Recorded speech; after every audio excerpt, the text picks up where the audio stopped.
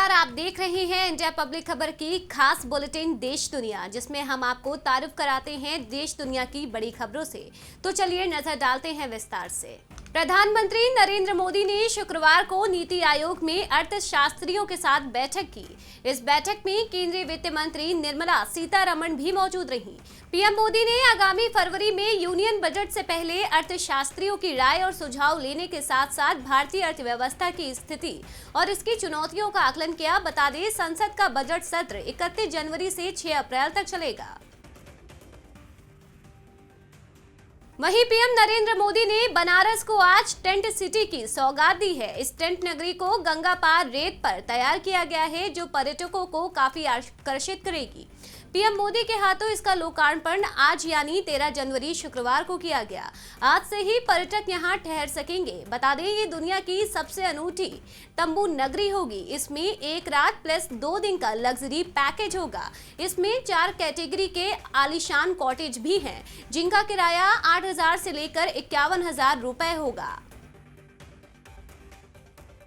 वाराणसी से डिब्रूगढ़ के बीच सबसे लंबी जल यात्रा करने वाले एमवी गंगा विलास क्रूज को पीएम मोदी ने आज हरी झंडी दिखाकर रवाना किया। इस अवसर पर केंद्रीय मंत्री एस सोनोवाल, यूपी के सीएम योगी आदित्यनाथ मौजूद रहे। वहीं दूसरी तरफ बिहार के डिप्टी सीएम तेजस्वी यादव और असम के सीएम हेमंत बिस्वा शर्मा भी वर्चुअली इवेंट में शामिल हुए। इस दौरान सीएम योगी ने कहा कि वाराणसी पीएम मोदी के नेतृत्व में विकास की नई इबारत लिख रहा है। आज का दिन हर काशीवासी के लिए सौभाग्य का दिन है।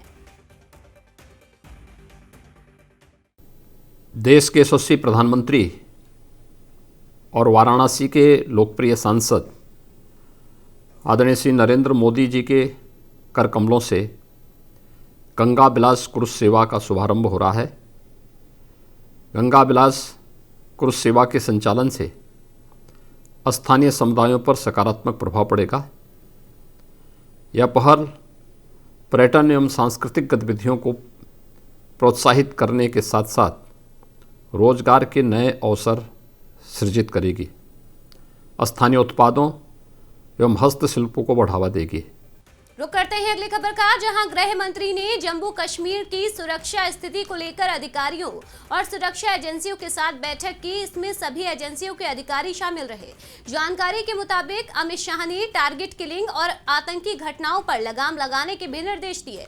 अल्पसंख्यकों पर हो रही हमलों को रोकने के लिए ठोस उपाय करने को भी कहा। बता दें, सुरक्षा बैठक के दौरान सीमा पार से आतंकी साजिशों को नाकाम बनाने संबंधी मुद्दों पर भी चर्चा की गई। जेडीयू के पूर्व राष्ट्रीय अध्यक्ष और पूर्व केंद्रीय मंत्री शरद यादव का निधन हो गया।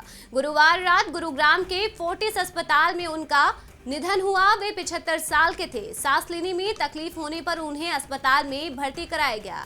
उनकी बेटी ने निधन की जानकारी दी थी। वहीं उनका पार्थिव शरीर दिल्ली के छतरपुर स्थित उनके निवास स्थान पर रखा गया, जहां लोग उनके अंतिम दर्शन कर सकेंगे। वहीं बिहार की पूर्व मुख्यमंत्री और राजद नेता राबड़ी देवी ने भी पूर्व केंद्रीय मंत्री को उनके घर पहुंचकर पुष्पांजलि अर्पित की। दूसरी ओर संयुक्त राष्ट्र में सुरक्षा परिषद की एक बैठक में भारत ने एक बार फिर पाकिस्तान को जमकर लताड़ लगाई।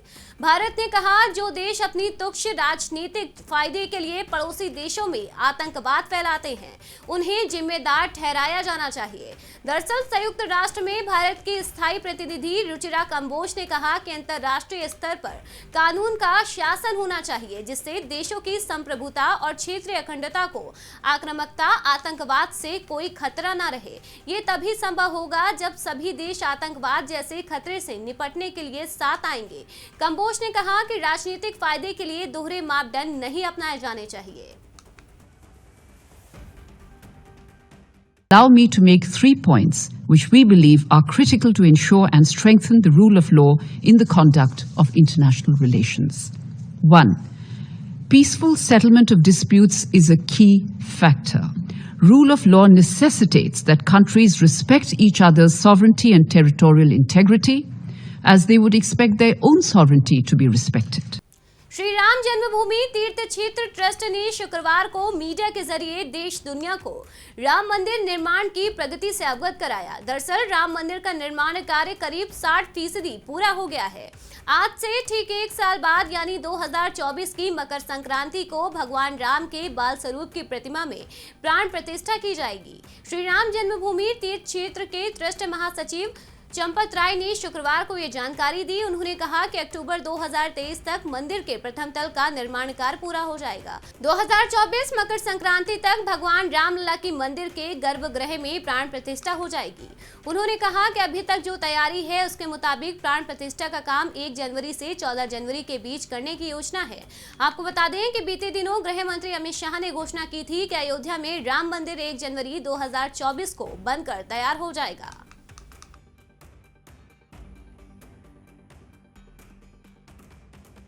इसी बीच दिल्ली की कड़कड़ाती ठंड के बीच गणतंत्र दिवस परेड की तैयारियां पूरे जोरों शोरों से चल रही है।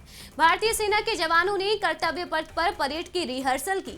गौरतलब है कि इस बार गणतंत्र दिवस समारोह का गवाह बनने वालों को इस बार काफी कुछ बदला सा नजर आएगा। परेड देखने वालों को सिटिंग अरेंजमेंट भी बिल्कुल नए तरीके से मिलेगा। वहीं पूरे कर्तव्य पथ पर बड़ी बड़ी स्क्रीन होंगी। कर्तव्य पथ को देखने के लिए देश विदेश से लोग बड़ी संख्या में आएंगे और इसके उद्घाटन के बाद होने वाली परेड कई मायनों में ऐतिहासिक होगी। आपको बता दें कि 26 जनवरी को होने वाली 74वीं गणतंत्र दिवस परेड में मिस्र के राष्ट्रपति अब्देल फतेह अल सीसी मुख्य अतिथि के तौर पर शामिल होंगे।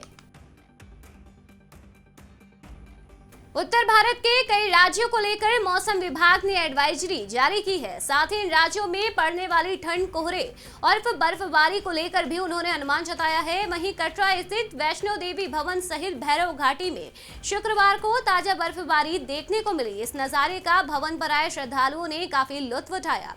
ये इस खूबसूरत नजारे को वो अपने कैमरे में कैद करते दिखाई दिए।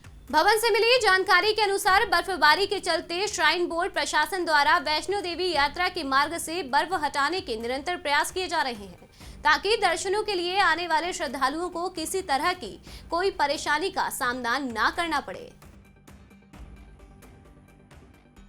उधर हिमाचल प्रदेश के कुल्लू में शानदार बर्फबारी हो रही है। यहाँ मलाना गांव में पेड़ और पहाड़ बर्फ की चादरों में ढके हुए हैं। यहाँ तापमान -3 डिग्री सेल्सियस तक पहुँच गया है और मनमोहक बर्फबारी से पूरी वादी सफेद हो गई है। राज्य के कुछ जिलों में बारिश की भी आशंका जताई गई है। बता दें, मौसम विभाग की माने तो नरकंडा में आज हल्की बारिश हो सकती है और तापमान में और भी ज्यादा गिरावट आने की संभावना है। मौसम विभाग के मुताबिक आने वाले दिनों में हिमाचल प्रदेश में बर्फबारी और तेज हो सकती है। कल यानी शनिवार को यहां तापमान -5 डिग्री सेल्सियस और रविवार को -6 डिग्री सेल्सियस तक गिरने की संभावना है। इतना ही नहीं, हवा की रफ्तार भी बढ़ेगी और अगले 2 दिनों तक 8 किलोमीटर प्रति घंटे की रफ्तार से हवाएं चलने का भी अनुमान है। फिलहाल स्पेशल बुलेटिन में अभी के लिए बस इतना ही। देश और दुनिया की ताज़ा खबरें देखने के लिए सब्सक्राइब करें हमारे YouTube चैनल को और बेल आइकन दबाना बिल्कुल ना भूलें।